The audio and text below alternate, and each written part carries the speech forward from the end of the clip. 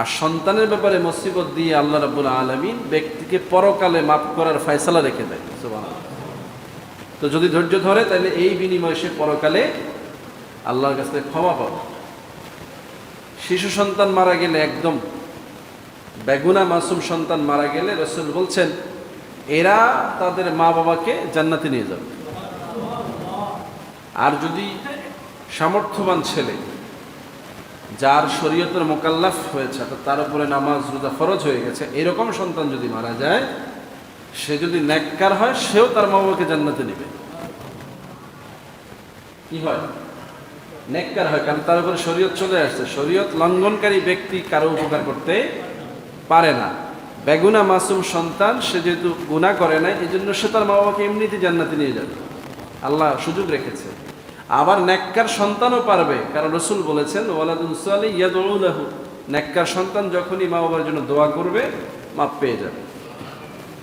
সেটা দুনিয়াতে হোক, হাসরের ময়দানে হোক, যেখানে হোক। সে যদি খালি চাইতে পারে, চাওয়ার যোগ্যতা যদি থাকে, যেই ব্যক্তির চাওয়ার যোগ্যতা আছে শুধু দুনিয়ায় না, পরকালেও পাবে। দোয়া করার যোগ্যতাটা, এটা কি শুধু দুনিয়ায় না কবরেও সুযোগ আছে? আসলে বুঝছেননি কথাটা? দুনিয়ায় যেমন জীবিত অবস্থায় আপনি দোয়া করেন, নামাজের পরে করেন, এমনিতে করেন, নানাভাবে আল্লাহর কাছে এটা সেটা চাচ্ছেন, কবরে কি সুযোগ আছে? হ্যাঁ, বিলকুল আছে, অবশ্যই আছে।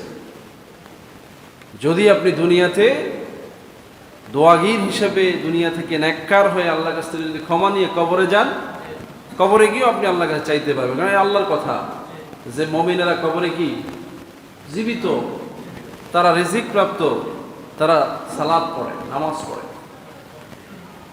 তাদের কাছে দুনিয়া আর আখিরাতের খুব একটা ডিফারেন্স হবে না। শুধু ডিফারেন্স এতটুকু হবে যে দুনিয়ার জিন্দেগি শেষ করে সে আখিরাতের জিন্দেগিতে চলে গেছে, আর আসবে না।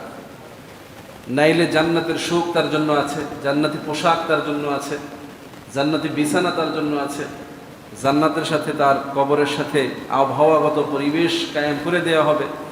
রাউযাতুম মির রিয়াজিল জান্নাহ, তার মানে কবরটাকে জান্নাতের একটা বাগান বানিয়ে দেওয়া হবে। সেখানে সে নাওমাতু নাকা নাওমাতুল আরুস, বাসর ঘরে ধুলা যেমন আরামে ঘুমায়, এরকম নিশ্চিন্তে ঘুমাবে। সুবহানাল্লাহ। তো মুমিন বান্দা দুনিয়ায় আল্লাহকে ডাকছে, কবরে গিয়া কি খালি ঘুম যাইব?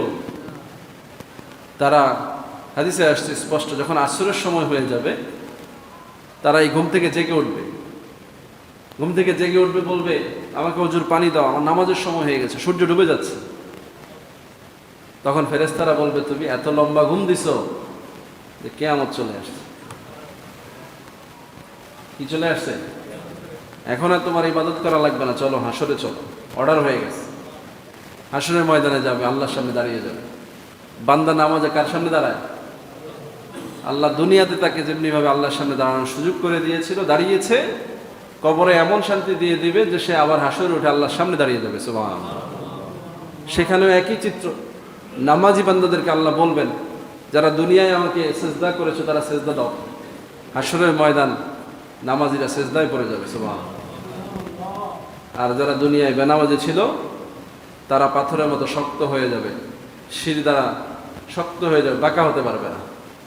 ওরা রুকুতেও যেতে পারবে না, সেজদাও যেতে পারবে না। প্রমাণ হয়ে যাবে কারা নামাজি কারা বেনামাজি। তাহলে এই মর্যাদা দুনিয়াতে কারা লাভ করবে? ধৈর্যশীল মুমিন বান্দারা।